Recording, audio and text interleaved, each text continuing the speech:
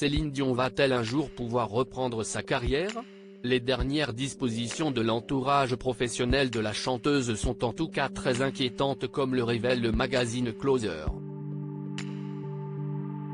Céline Dion ne va pas mieux.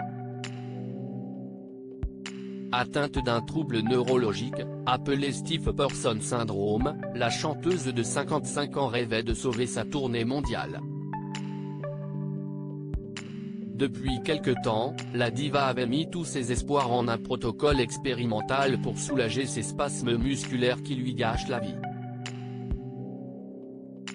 Soignée dans une clinique du Colorado, la femme du regretté René Angélil reçoit des injections d'immunoglobulines dans les lombaires et un traitement à base de magnésium et de glycine.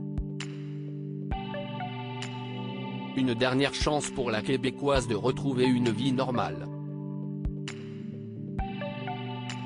Réalisant que son cauchemar était loin d'être terminé, elle a cependant dû prendre une difficile décision en annulant officiellement ses concerts prévus en Europe jusqu'en avril 2024. « Je suis tellement désolée de vous décevoir encore une fois », a-t-elle déclaré dans un communiqué.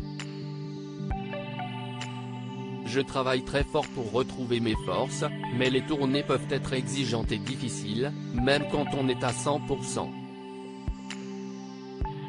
Ce serait injuste envers vous de reporter les concerts une fois de plus, et bien que cela me brise le cœur, il vaut mieux tout annuler maintenant, jusqu'à ce que je sois vraiment prête à remonter sur scène. Je veux que vous sachiez que je n'abandonne pas. Et que surtout, j'ai très hâte de vous revoir. » Les décisions inquiétantes de l'entourage de Céline Dion. Si ses fans comprennent cette douloureuse décision, ces derniers restent inquiets de ne plus revoir un jour Céline Dion un micro à la main.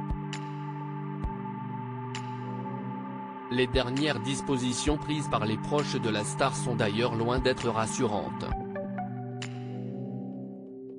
Outre la vente de sa villa de Las Vegas, pour la coquette somme de 30 millions de dollars, selon des informations de Closer, son entourage professionnel aurait pris une autre grande décision, réduire les effectifs de sa société, CDI Productions, qui se trouve à Laval, au Québec.